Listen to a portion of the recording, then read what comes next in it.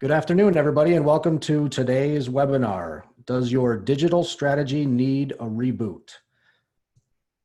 Today's webinar is sponsored by Burlington English, and it's made free of charge today because of that sponsorship.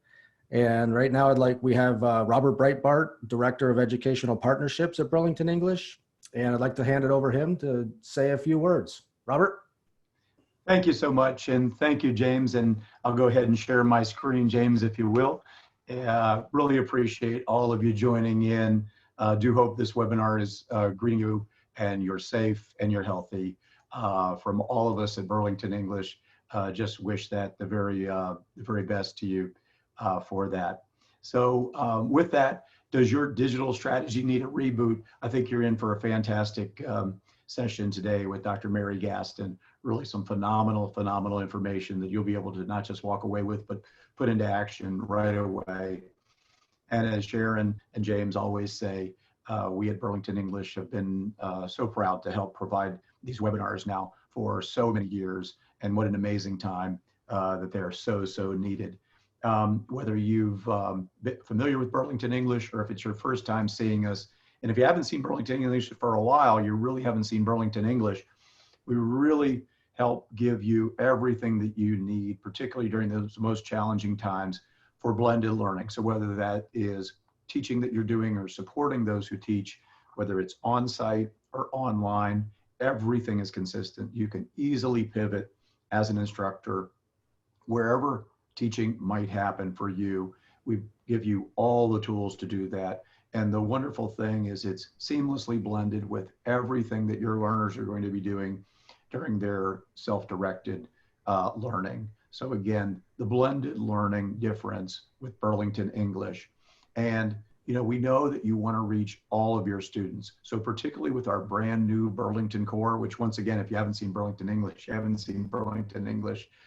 lately, is our Burlington Core, comprehensive, all the levels, whether you're serving emerging learners, all the way up to true bridge programs and advanced, we've got you covered with CCRS, ELPS. And if you want to address all the WIOA common measures, we've got you covered with our career exploration and soft skills, whether it's get a job, keep a job, transition to post-secondary, everything you need, regardless of where you're teaching, you can bring it. And obviously for measurable skill gains, we really match up fantastically with all the assessments, and particularly our partners, with our great friends at CASAS. So again, whether your learners are doing it on traditional desktops, Chromebooks, tablets, or of course, isn't it wonderful that just about everything I could do as a learner back at the building with a full-blown desktop or laptop, I can now do from the safety and comfort of my own home with a smart device. So again, we're super thrilled from all of us, more than 50 colleagues all around the country here to support you. I'll see you at burlingtonenglish.com. And with that, I'll turn it over to Mary and to James. Thank you all so very much. Robert, thank you so much. Burlington English has been such a great partner to COABE and the field at large, and we really appreciate their friendship and partnership. It's partners like them that allow us to present these webinars to our member base, and we're just really grateful. So Robert, thanks again.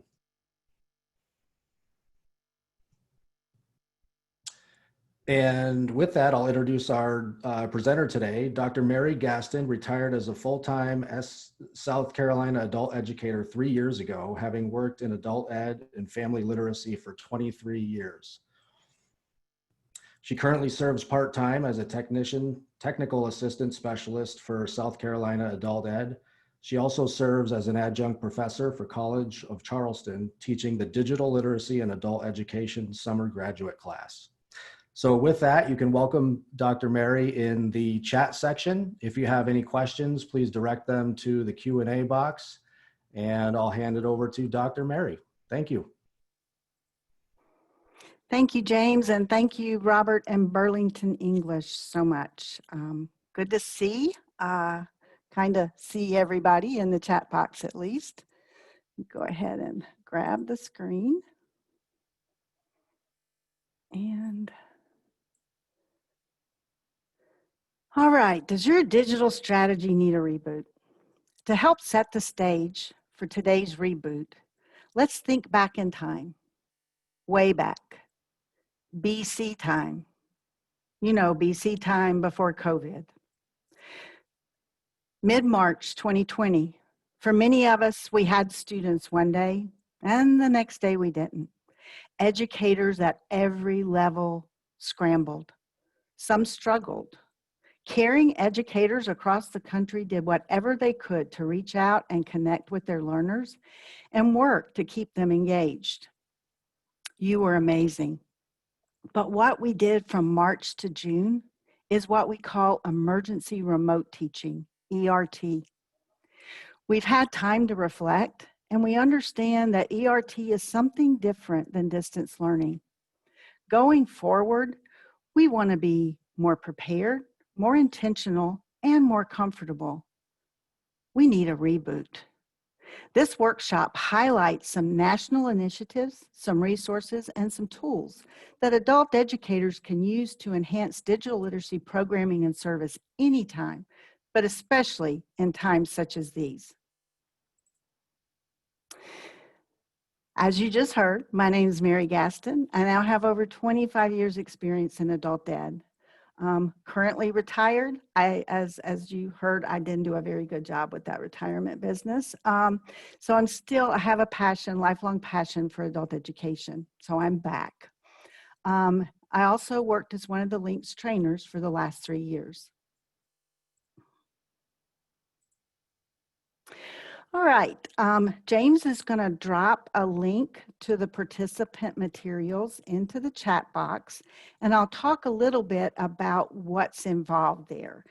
But everything that would come as a handout is in what we call a Wakelet. And if you follow that link, you're going to end up here. If you're not familiar with Wakelet, it's a digital tool that you can use to collect resources, multimedia resources, and then you can share those. I'm going to scroll down and show you that the first item on this Wakelet is a copy of the slides. So once you navigate to this Wakelet, you can click right here and you will have your copy of the slide deck. It is interactive, so it has links that we're going to talk about today, but I want you to see how long this Wakelet is too. All the resources, all the websites, all the tools are linked here for you to go back and find. And I want you to see how long it is, because typically when you start rolling down the Wakelet, it has to take some time to load. The last thing in the list is remote learning. So if you scroll down and you're not there yet, just wait. It'll load and you'll have all of these resources. So that's where one link takes you to all of the materials. I also use some signals when I'm going through the webinar. There's signals to me, but there's signals to you as well. Some of the slides, I'm going to ask you to chat something in the box. You'll see this symbol. Some, I think at least one, I'm going to ask you to take a note. Now that's your preference. Some people take the note in their head, some people use paper, some people do it digitally. We have an activity or two where we're going to use a digital tool. That's the signal for that. And we've got several polls that we're going to take. We stop periodically throughout this webinar, and we ask you to reflect on what we've just been over, and it just kind of helps lock more of the information in. And we'll also ask you to rate some of the things about how interested you are.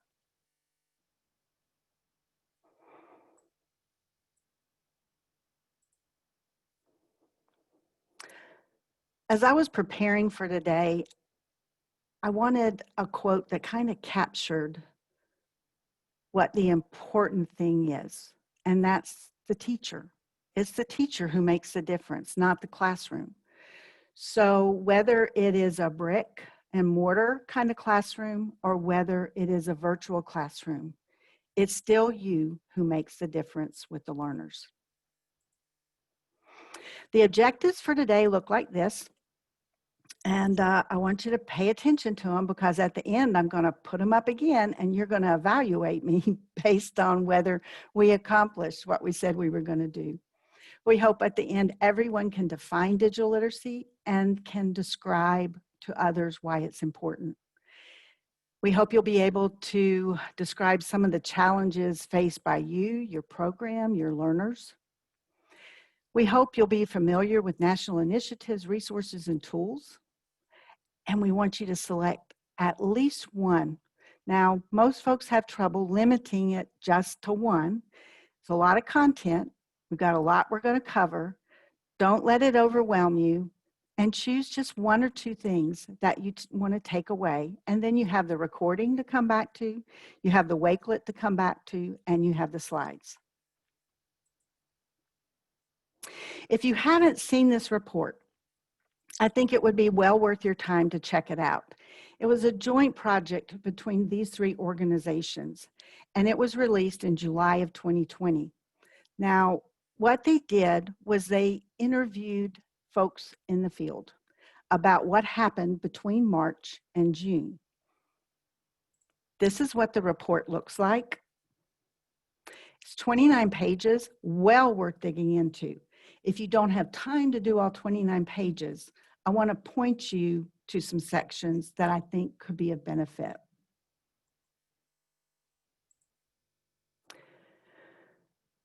The first section is about implementing distance education. I'm going to scroll down.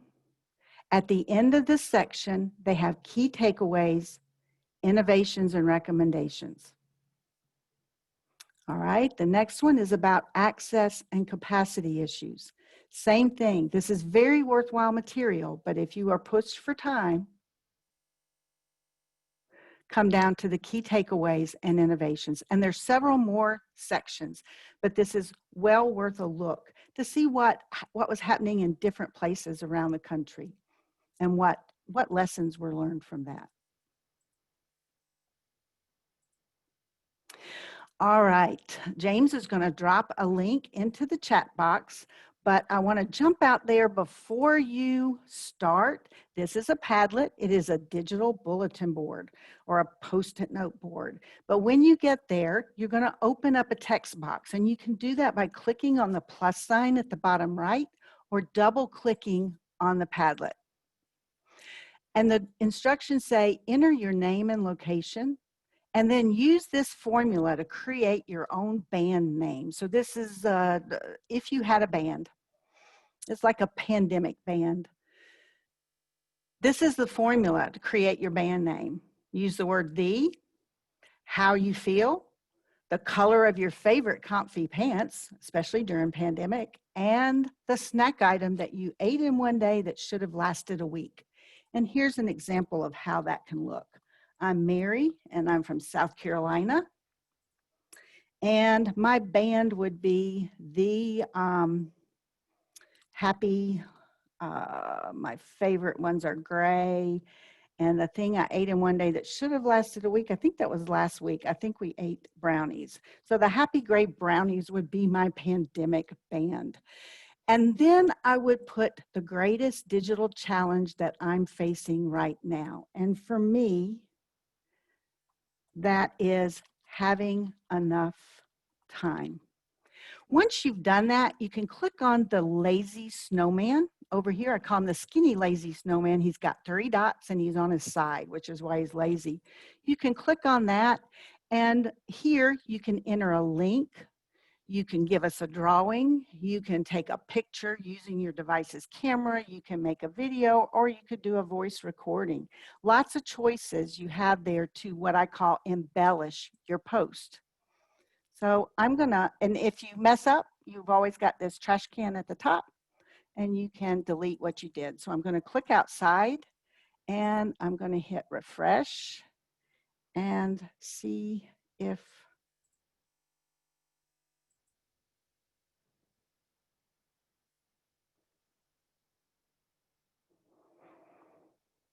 okay, and some have blocks, and some are being told to upgrade. All right, so someone got in. Yes, what I'll do while people are beginning to get in, I'm going to hop back out in case you want to try to scan the QR code. It's a great feature of Padlet. When you create one, you can customize your link like I did here. It always uses my Gaston Educational because that's the account I have. And then I can name my Padlet. And if it's unique,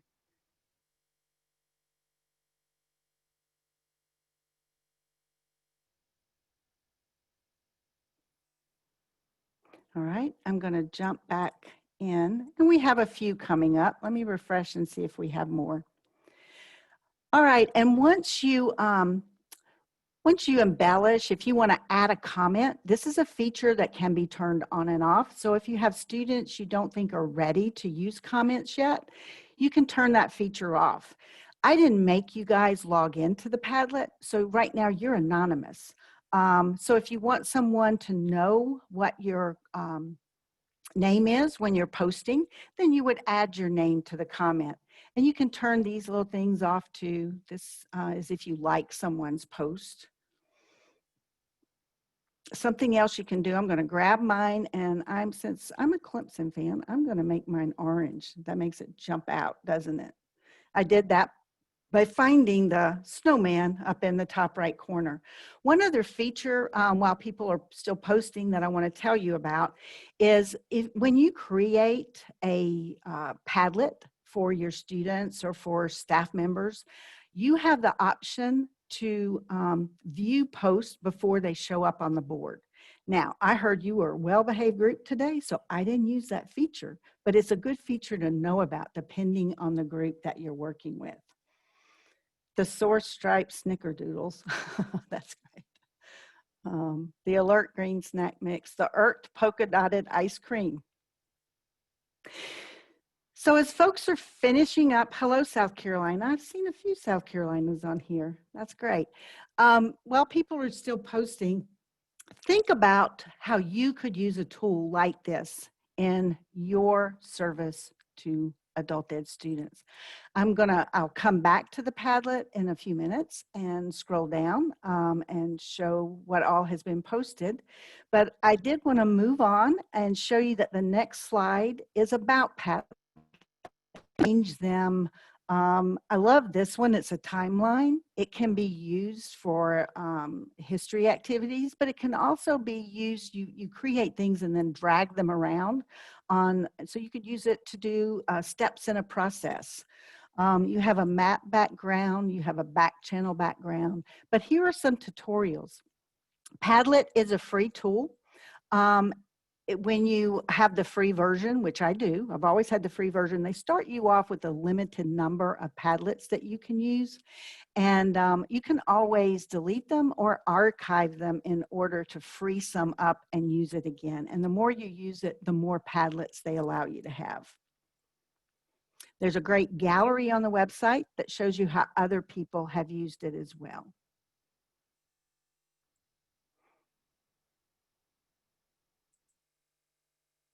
All right, like I said, I'll come back to the Padlet. I see it may be that we have so many people.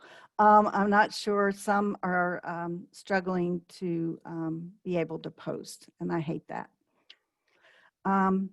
Digital literacy. It's important to have a good working definition of digital literacy.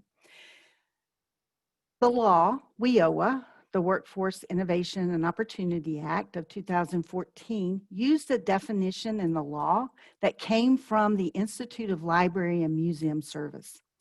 And their definition is almost everything on here except for the last bullet. And that's about having the skills associated with using technology to do a whole lot of things with information. Those things are to find it, to evaluate it, to organize it, to create it, and to communicate information. Since that time, others have proposed making it a more complete, comprehensive definition. And this group suggested adding this bullet: the ability to use those skills to solve problems in technology-rich environments. Another discussion took place on the Links website. They have discussion boards called Communities of Practice. The one for integrating technology had a really rich discussion about what the definition of digital literacy should be. They used one very similar to this, but they added in not just using technology, but using it successfully and using it ethically. So let's think for a minute. Pew Research does a lot of research, collects data. They started a survey, I think it was back in the year 2000, trying to find out who was online in our country, thinking about US adults. Now, it has changed a lot since the year 2000. This data was collected in 2019, so a year ago. Of the US adults, what percentage do you think reported that they were not online? US adults, what percentage do you think reported that they were not online? And this is a chat question, so guess it out in the box.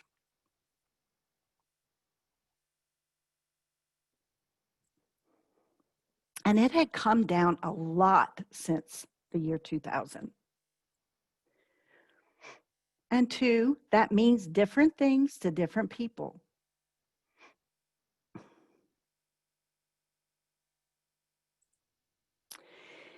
If you were guessing around 10%, you would be correct. What Pew Research found was that 10% of those that they asked said that they were not online. But we know that there's different degrees of being online as well. Let's take it a step further.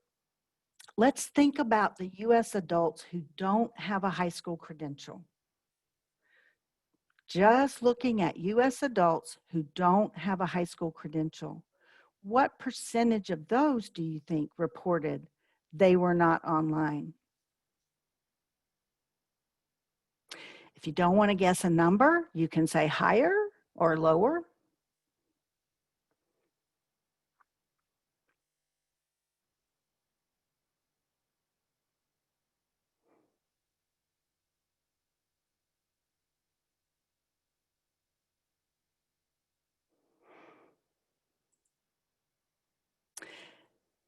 And if you said higher, you would be right.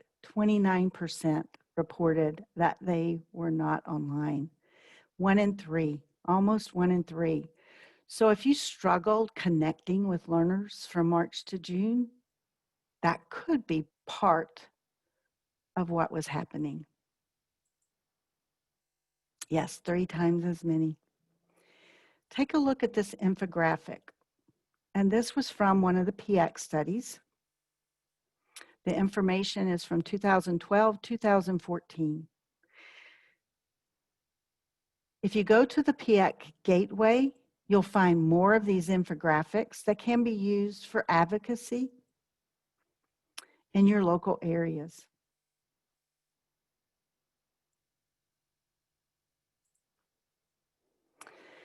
I wanted to share these with you. These are some beautiful graphics that COABE has put together for us, especially for this week, adult ed and family literacy. Let me jump back real quick. I did catch a question. What gateway? That's linked, and it will be in the Wakelet. You will have a link to that PAC gateway. It's the International Assessment of Adult Competencies. And it will be one of those items in the Wakelet that you can navigate to, and you can find all kinds of great data that can be used to support your efforts with adult educators. So these were created for this week, Adult Education and Family Literacy Week. And this one is specific to basic digital skills. So I wanted to share it with you, but I wanted to let you know that there are other graphics available, and that's where you can find them. Again, this is linked in the Wakelet, and it's also linked on your slide. So you can capture any of these, talking about return on investment, a mother's educational level, reskilling for jobs, Great, great graphics that can be used. Thank you, COABE, for that. Here's another one. This one I think is very important to wrap our heads around this message. You know, having the common message is important. COVID has created a lot of challenges, which is part of what we're talking about today, the challenges that we face, our programs face, and our learners face. It's going to take a lot to overcome all those challenges. So why is this important? Thinking about the definition of digital literacy, why is it important? I want to direct your attention to 3 really great resources. We're not going to go into detail. It's beyond the scope of what we're doing today, but I did want to point you in that direction. Digital Blind Spot was published in October of 2019 by the Rework America Business Network. It describes a lack of foundational digital literacy that is required for a more resilient workforce. I want you to notice that word, resilient. If you haven't heard it a lot recently, your ear is now tuned in. You will hear it. The ability to pivot, the ability to take what you know and apply it to a new situation, a new process, a new resource or tool. According to employers who make up this network, having foundational digital literacy skills is more important than building advanced technical skills. As long as they have resiliency. That's what they want in employees. Most of you are familiar with ISTE, which is the International Society for Technology and Education. You've probably heard of the ISTE technology standards for students. They also have them for administrators and counselors and technology coaches.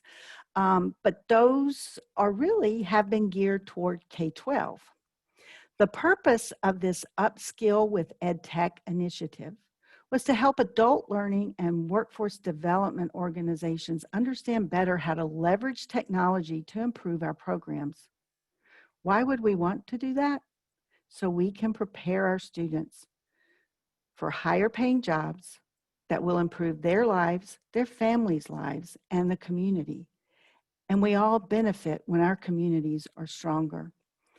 Part of this initiative included taking those K-12 technology standards and adapting them for adults, capturing what is essential to be successful in today's workforce. Now, if you're interested in seeing what the adaptation looks like, that's on pages 7 and 8 in this document, Skill Rise, Upskill with EdTech. And then we have Digital Us. Here's a quote from their executive summary. Businesses have long recognized the importance of digital skills, but the pandemic has shown that they are more than important, they are essential. What does that mean for those 32 million referenced on that infographic on the slide earlier? And then we have 72% of us who lack sufficient digital problem-solving skills. Digital Us is about creating those inclusive on-ramps to opportunity and pathways to digital resilience for all of us, but especially those who are already at the margins. Check those out. This I threw in, I thought, I love free, but these are some Google posters, and you have the link in your Wakelet and also in the slide deck, where whenever I hover over one of these graphics and it has the pointer finger, then I know that I can link from there. And they have a whole set of these that you can download. And there is also a link on that page, I believe somewhere around the bottom right-hand side, where you can click and give them information and they will mail you a hard copy of, I think, at least one poster, but you can get all of the digital ones. These could come in handy when you have someone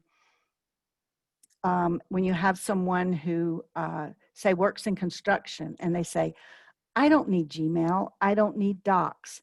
This could help them see why. It could help us answer the question, why you need those digital skills.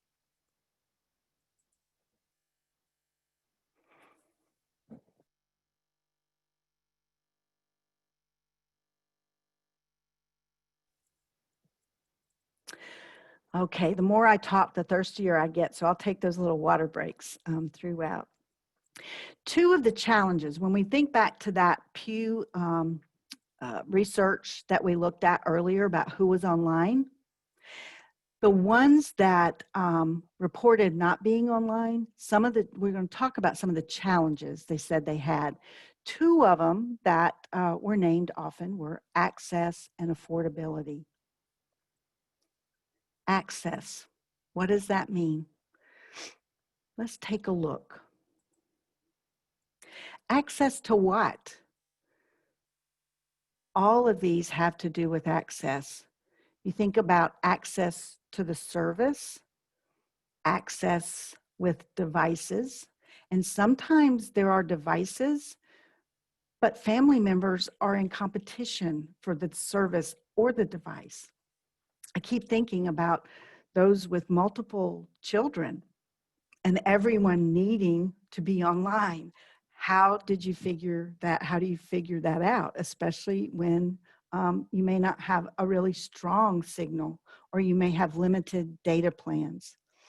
It also has to do with having the skills to find relevant content and to find the training that you need. So access, there's a lot to that. And one of the resources that we like to share, it's a national initiative, it's called everyoneon.org. And I'm going to take a minute to close some things out and to open. This is one tab. If you want to know more about one tab, you need to come to next week's session. We have a part 2, same day, same time next week. And I'll tell you about this one tab. It helps me keep it organized and clean up here. So we're going to jump out and take a look at everyoneon.org.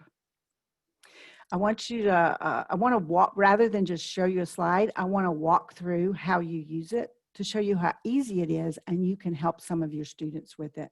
There is a Spanish version of the website right up here in the right-hand corner. I'm going to go to the blue button that says Find Offers.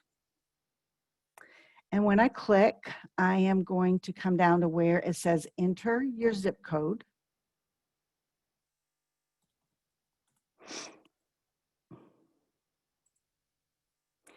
When and this will be different depending on where you are in the country.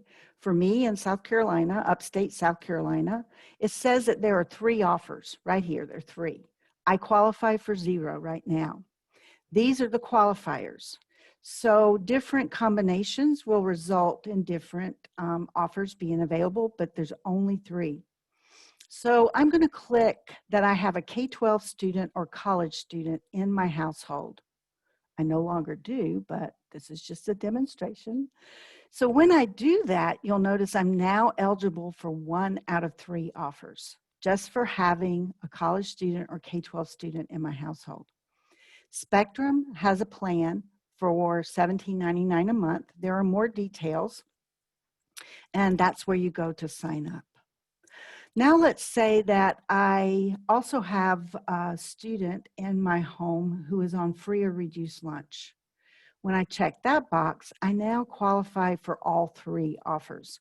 One is $10 a month from AT&T, $11.25 from PCs for People, and this is the same one we looked at earlier. There are also some devices that can be purchased. These are not new devices. They are refurbished devices that come with customer support. And then there's locations where you can go to get digital literacy training. Almost always you will find the library listed. They've been very good to get their locations listed. Sometimes you will find an adult ed program. If you offer digital literacy training and you don't show up in that area's zip code, I would suggest scrolling to the bottom and clicking on Contact Us and asking them how you can correct information that's here or how you can get information added. Everyoneon.org, they are a nonprofit all about reducing the digital divide, which we found out was much bigger than we knew it was bad, but now we know how bad it is in some areas. So let's say you have a device and you have service. Now I need skills. And in order to align myself with the training I need, first I need to find out what skills I have and what skills I need. North Star Digital Assessment. Thank you, Literacy Minnesota. They have created this wonderful resource and they share it. And that is phenomenal. Now, there are different levels to participating with them. You can become a testing location.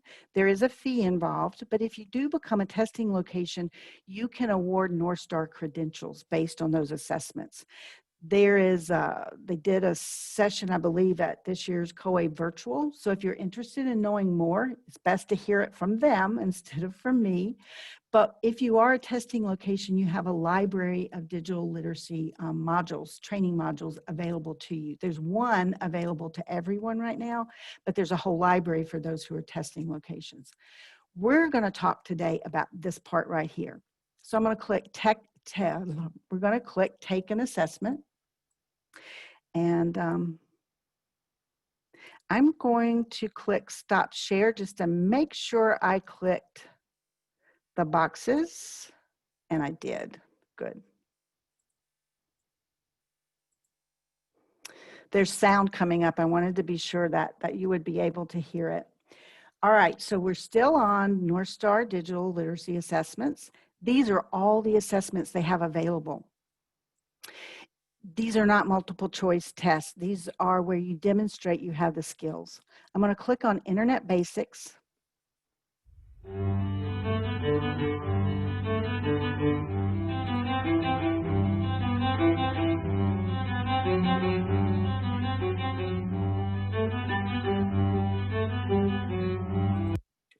That was Let's just to take a see if you minute had to look sound. at how this assessment works.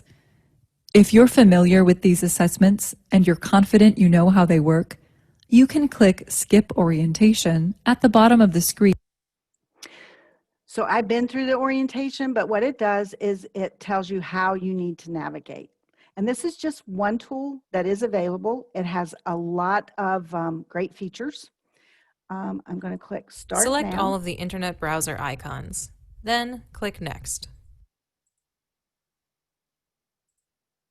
Select 3 ways you can connect to the internet, then click Next. In the picture, click on the button in the browser window that takes you back to the last. In the picture, click on the button in the browser window.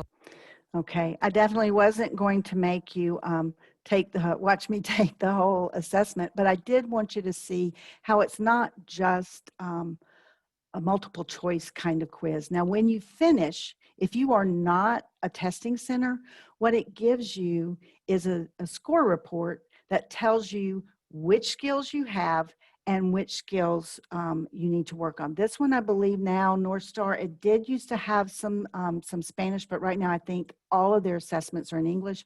Anyone out there who knows more about that, feel free to chat that in the box. I'm going to scroll back up because that report that you get, so it tells me under that topic, under that assessment, which skills do I have, which ones do I need to work on? So I'm going to click See More. And when I click See More, it tells me where I can go to get a test so I can earn a credential. Tells me that I can access that basic computer skills unit now. I told you they have one available for everyone. And then it allows me to view other resources from the web. These are not North Star resources. These are resources that they have curated and aligned to their skills for each of the assessments. So the assessment we looked at a minute ago was Internet Basics. They have 17 skills listed under Internet Basics, and they have these symbols. This would link you to a text resource. This would link you to a media resource, and this would link you to an activity resource. And there's various ones. There's learning chocolate sometimes for an activity to learn some of the vocabulary. There's GCF Learn Free available on some of these. It just depends on what the skill is. But that's a way I can take that report I get and make meaning out of it and hook up with modules that can help me.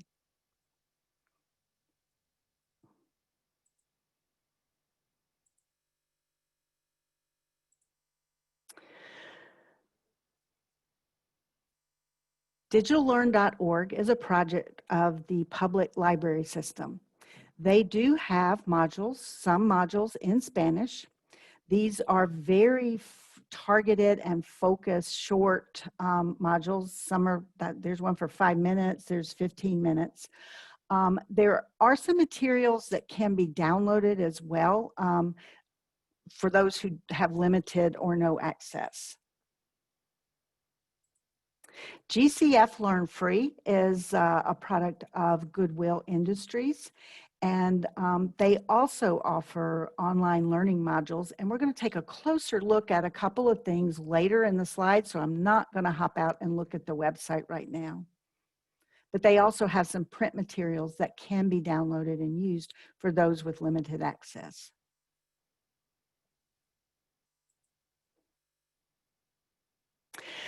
Some of you may have been fortunate enough to participate in the boot camps. It was a joint project done by Google and COABE last year. They sponsored these boot camps throughout the country, working with adult ed organizations, and they were half day, or sometimes, I think they were half day boot camps where you learned about this product, Applied Digital Skills. This will be where you link to it. If you were fortunate enough to participate in one of those boot camps, I'm going to ask you to text yes into the chat box now. North Star is free. Yes, those assessments are free, and that one training module is free. So we had some people who were able to do that. It is a great resource, and I'm going to let Danette tell you more about it instead of me.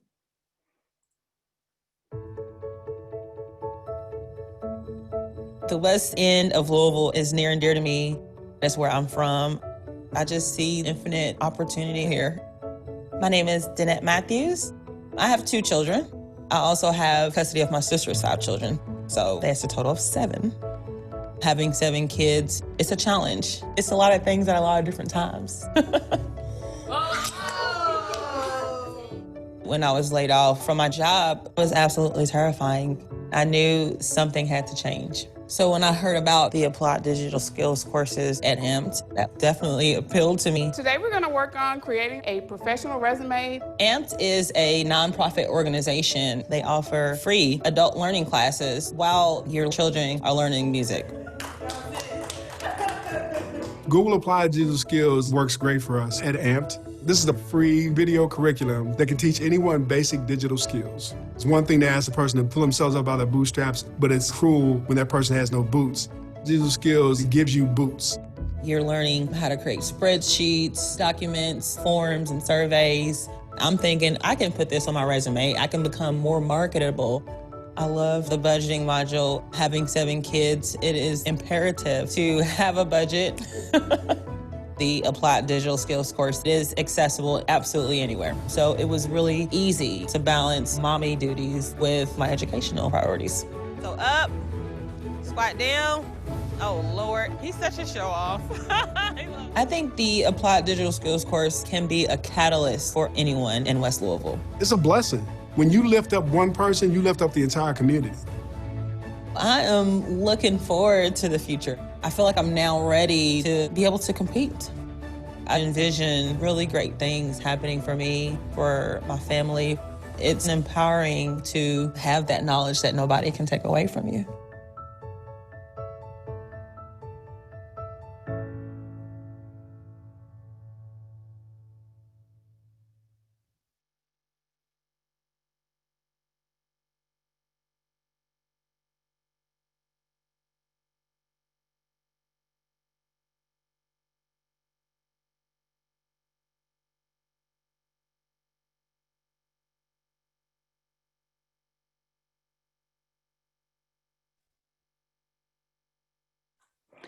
Thank you.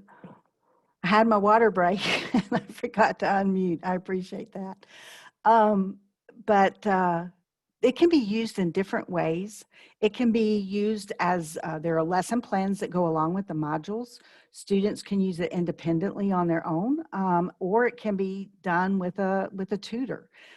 Really great too that they consider adult education. Not all resources do. When you go here and look at the teacher, from the teacher side, all the lessons that are available, you can filter out for what's most appropriate for adult education. You don't always find that. So thank you, Google. And thank you, Google and COABE, for sponsoring those boot camps. All right, communication. This also has to do with access. If you had a communication strategy in place before March, you were way ahead of the game. Many did not. And we need to, as I said earlier, we need to be more intentional and more prepared going forward. Even if there's never another pandemic, and we certainly hope that there's not, there are crises and stop-outs that our students have to take. And so having communication tools in place is huge. Messaging tools. And I put the chat signal up here. If you want to chat out the tool that you use, feel free to do that. It's good sometimes for others to hear what other adult educators across the country are using. But all of these have free options, and some of them have translation features. Remind was used by a lot of teachers and programs in our state. Also, WhatsApp was used a lot. I've heard of teachers who, when the shutdown happened and they didn't have other tools in place, using WhatsApp to send assignments, and then students would take pictures of what they did and send it back, and creating those groups to have discussions. So although it's ideal to have more than a messaging tool, I think this one is pretty critical.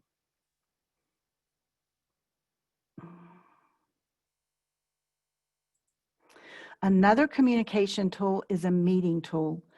As we move forward, I don't know what your plans are, where you are in the country and what you're doing. Some people are doing what we call click to brick. And that's where you're meeting online with the intention of seeing what happens and moving back to brick and mortar. Some people are doing the opposite. They're doing brick to click. They've gone back to having in-person, face-to-face, and watching to see what happens, and then moving to virtual as needed. And a lot are doing the hybrid. But being able, if you're doing hybrid or all virtual, being able to meet with a tool is huge. You know, some things can be done asynchronously on a student's own time, and it's great for them to have some choice about their own time, but it's also great to have some synchronous time as well. All of these have free versions. Yes, WebEx is, yes, these are just representative. There's no way I could include all of them, but yes, a lot of districts around us are using WebEx, definitely.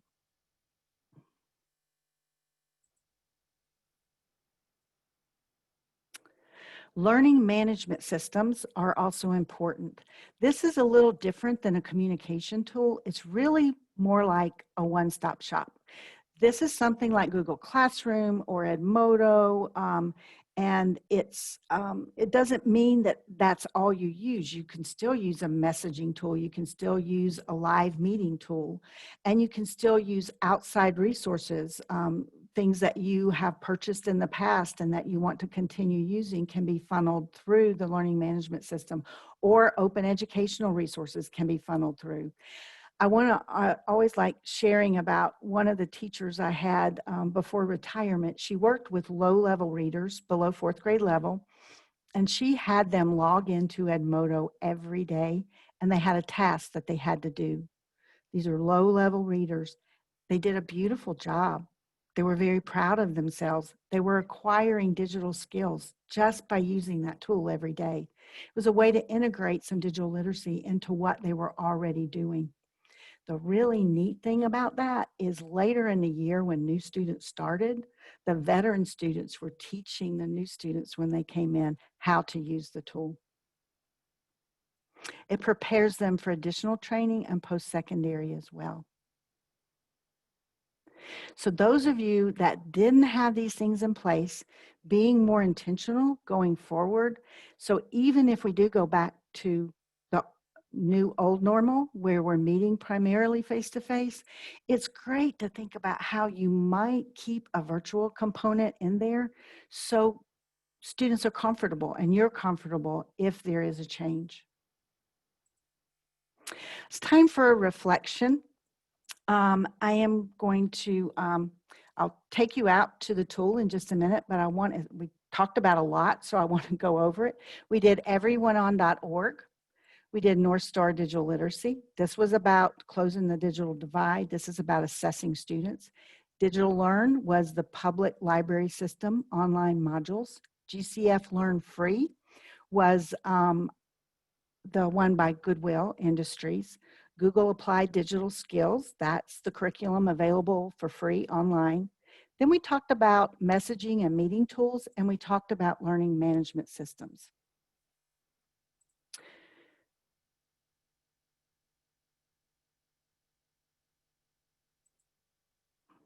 So if you will go to menti.com, menti.com, menti.com at the top, and use the code 74401, you can rate these based on your interest. You don't have to rate all of them. You can just rate your top 2, but what you will do is rate which one you like the best, and then the next best, and then the next best. And so you can see us live. It'll change. It'll continue to change.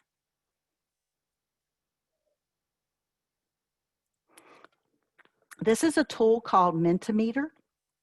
I like using it because when you show that slide, it has the instructions for people where they go. And if you use it a lot, then, you know, they don't even have to think about going to menti.com. It has word clouds, open-ended features, ratings like this, or where you choose just one thing, but it is very easy to use and it is free. And we'll take a closer look at that again next week in part 2. Very easy to use. All right, we'll come back to that and take a closer look. Yes, it was 74401. It's probably easier to think about it as being 7441. Thank you for helping.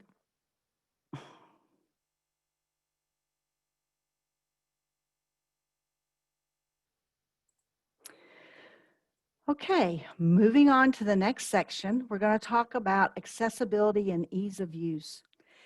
The Pew Internet Survey that we talked about earlier showed that ease of use, or what we often call the hassle factor, is growing. And for people with disabilities, it can be even more challenging.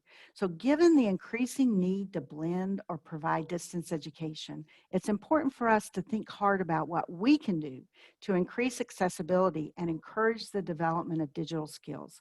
We're going to explore some helpful resources in this section. I'm going to close some things out, clean up a little bit.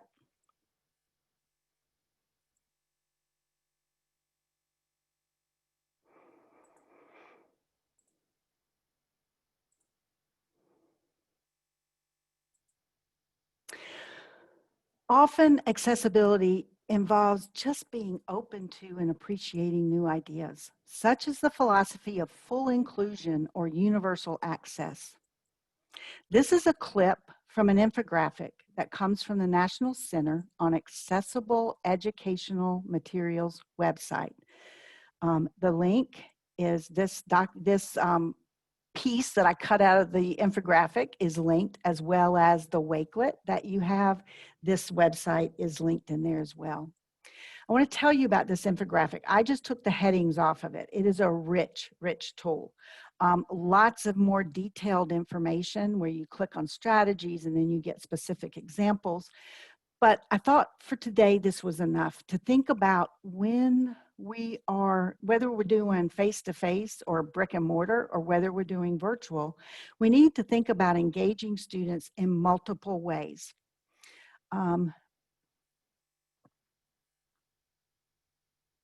Engaging affects the why of learning.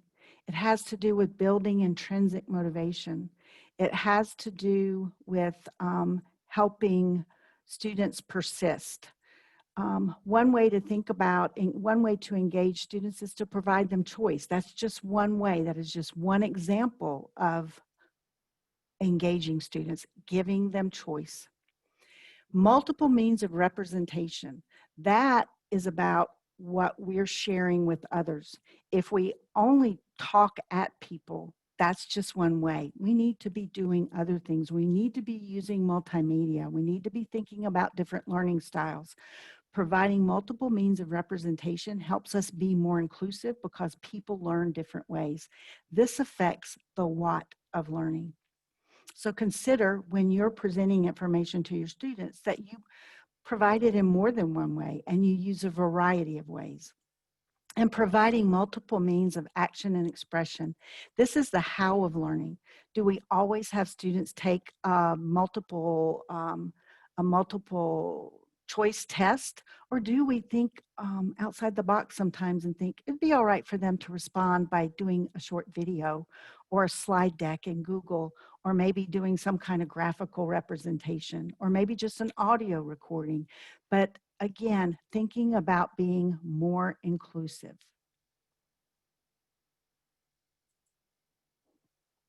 Accessibility considerations. So as we're preparing instructional materials for folks, we need to think about what their needs are. And one of the things that I learned this year that was available to me, I'm presenting in Google Slides right now. So if I go down to my little menu bar and I click on CC, that's for the closed captionings, you'll see that that's now the captionings captions are showing at the top. You can adjust it to show at the bottom. You can make them larger, medium, or small. When I first discovered this, I was told that if you were recording in Zoom, those captions would not show up. Now, last week I tested that and I used the captions and was doing a recording. I wasn't talking to anybody but myself, but I used the captions and recorded it, and they did show up. And Screencastify, I tried that as well, and the captions show up. So that can be a helpful feature as well. Closed captioning. Now in PowerPoint also has a closed captioning feature. Another thing to think about is when you're making video recordings for students and where you're going to store them.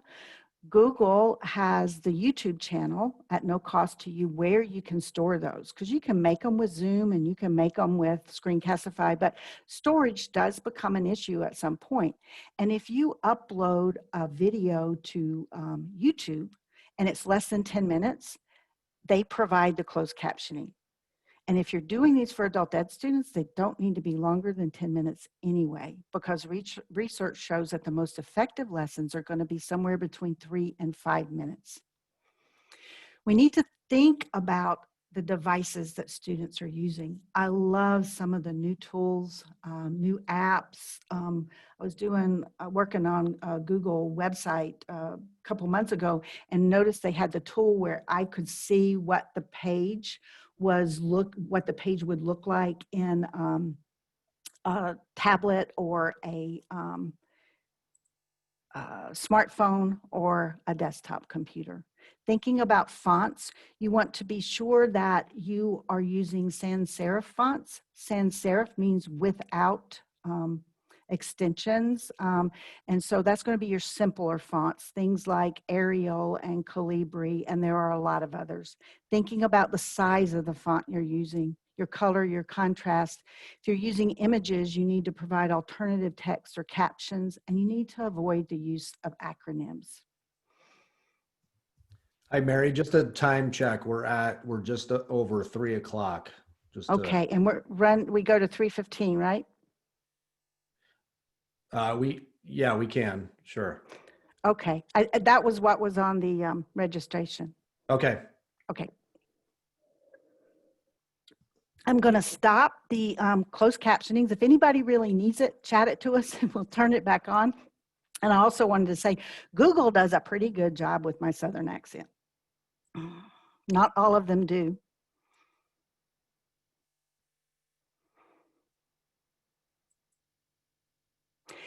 I agree. Captions, even with Google, they're not always accurate.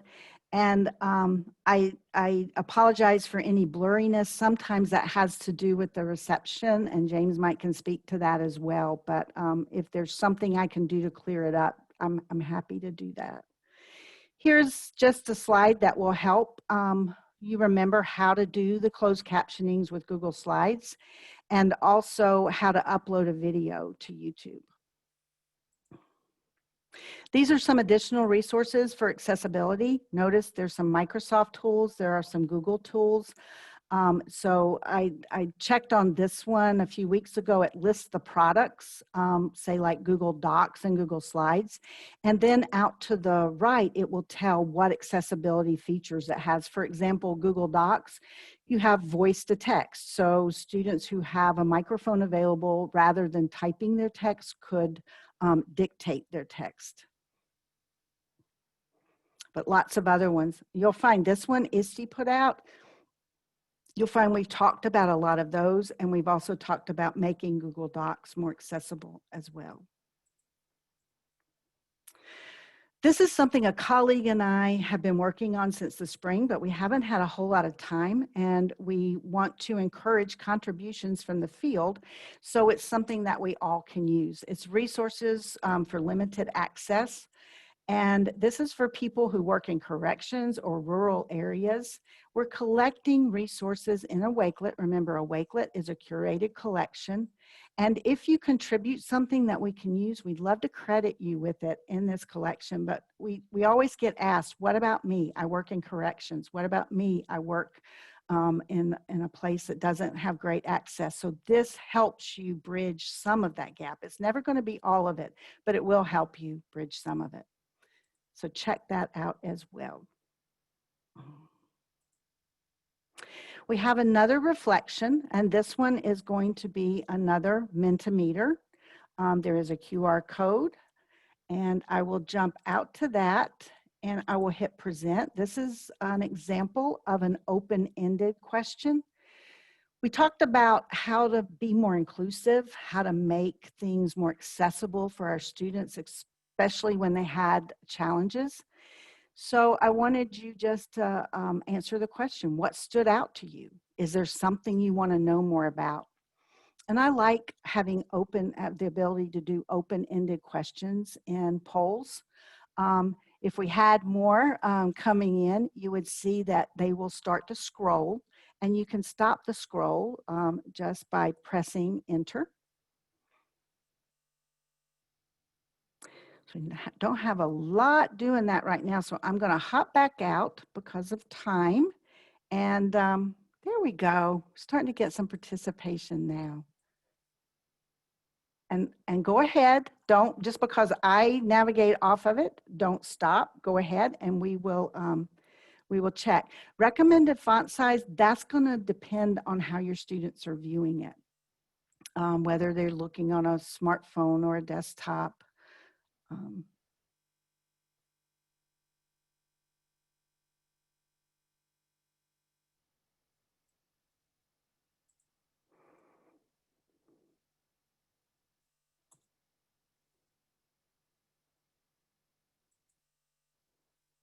There we go. I kept hitting escape and it just didn't want to respond to me. So really great tool. And this is something you can keep open during a class or during a section and use it sort of like a back channel.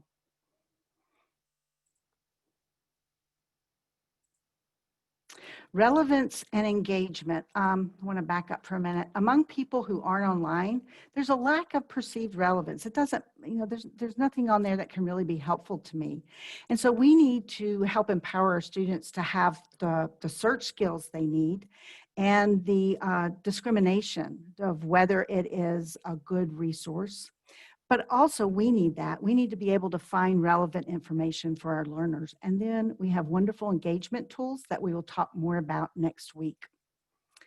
Searching smarter, I told you that we would take a look, closer look at some things that GCF Learn Free has available. So thinking about how to help our learners find information. And it's really great if you can get a hook, learn more about your students, find out what they're interested in, and then show them how they can find things of interest, and then get them to share it with you, students, with their family. But here are some good tools. These are modules that you work through here, and then a quiz.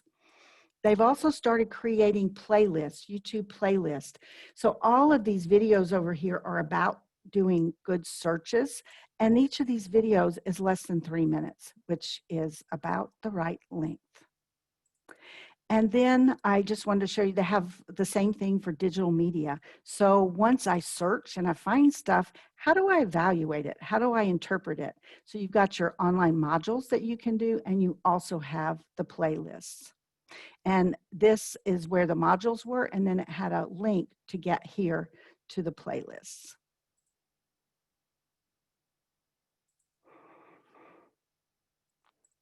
All right, I want to point out 2 resources for finding wonderful, relevant material.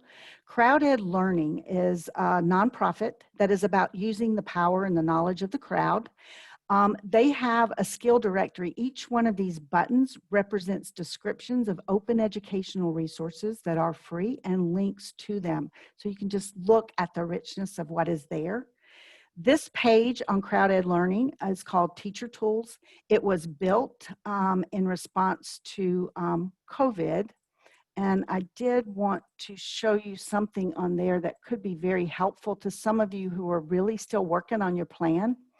This is a really great template to help you think through what you're going to do with communication, what you're going to do with content, and what you are going to do to engage and manage the students. You can see how rich the teacher tool page is. These are things that you can use as a curriculum platform, and all of these are things that can supplement it. And then there are course assessment tools and quizzes and games, and really great tool. Tomorrow, there is a webinar by CrowdEd Learning about a project they worked on called EdTech Makerspace. They recruited teachers from across the country to use reading skills for today and build lessons out of them. So if you're interested in that, you'll navigate to CrowdEd Learning, and you've got links on the slides, you've got links in the Wakelet to get there and look for EdTech Makerspace. They're going to show you how you can access those lessons. Every lesson was created by an adult educator. It has Quizlet flashcards, it has a reading lesson, and it has a reading assessment that goes along with it. Just went to CrowdEd Learning, gave me okay, we'll take a look at that. Here are some great engagement tools. I love all of these. I wouldn't put them up here if I didn't. But Flipgrid is a way for students to answer a question or a prompt with a video. Quizlet, of course, is digital flashcards. Padlet, we looked at, evidently, with big numbers. It didn't work as well as it normally does. Google Forms, if we had time, I have a reflection using that. If not, we'll see more about that next week. Quizzes and Kahoot are like game shows, but you can do formative assessments. Bingo Baker, you can create your own bingo card and share it digitally with a student, and they don't have to print it. They can click to mark the squares. Goose Chase is a scavenger hunt, great, fun, but do know that you can simply ask students to go find something in their environment and have your own scavenger hunt at the same time. Edpuzzle allows you to insert questions into videos that you've made or YouTube videos. Don't forget the wonderful tools you have available to you within a meeting tool. Things like passing the microphone around a group, using the chat box, using the camera if students are comfortable with that, using the interactive whiteboard that's available, using breakout rooms. I think this one thing right here is huge for building community. And if they feel that community, they're going to come back, and also using polls. I'm going to skip this for right now because we can come back to Google Forms. But if you just want to think about, you can chat it in the box, which relevance resources interest you the most, which engagement resources interest you the most. But I hope you'll join me next week because I want to show you the power of using a Google form and what you can do with the information you collect. Here are some additional resources to explore. John Spencer's pretty new to me, but he talks a lot about engagement. EdTech's distance ed strategy sessions, these are huge. I do want to take the time to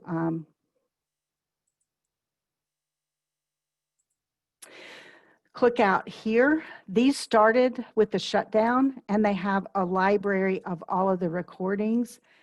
I learned so much from these. They were done every Friday from about March or April through June in the summer, twice a month, and now they're going to be once a month. Also, there are wonderful other resources here. You want to make sure you check out the Tech Tips blog. They are also working with Pro Literacy and launching a mini course online about distance learning that will be coming soon. Throughout my huge learning curve, here are some strategies that have floated to the top. Be real. Just like I made a couple of mistakes today, you just acknowledge it and say you're sorry and go on. You're making a video recording for your students. You've been teaching students for years and you don't get to hit a rewind button, so don't worry about that when you're making a recording. It's good for us to model that we aren't perfect and what we do when we make a mistake. It makes the students more comfortable. It's always about the learning objective, not the technology. Always remember short lessons, chunk.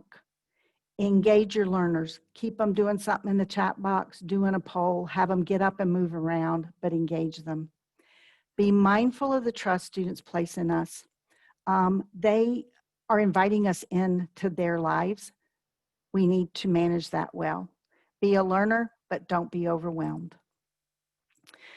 Virtual teachers are not new. Some of you may know who some of these people are. I'm old enough, I know who all of them are. Virtual learning has been going on for a long time. So I told you I would put the objectives back up. I would ask you how we did.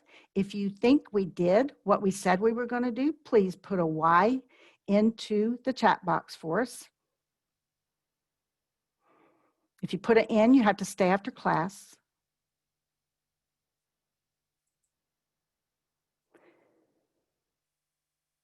And when that slows down, if you'll chat out what is your best takeaway from today's session, and you can have two if you want them, but what is your best takeaway? I like to, I think it might be available to you, I'm not sure, James would know. I like to click on the skinny snowman in the bottom right corner of the chat box and take it with me. You can download the chat and then you'll have the links and things that were shared in there as well.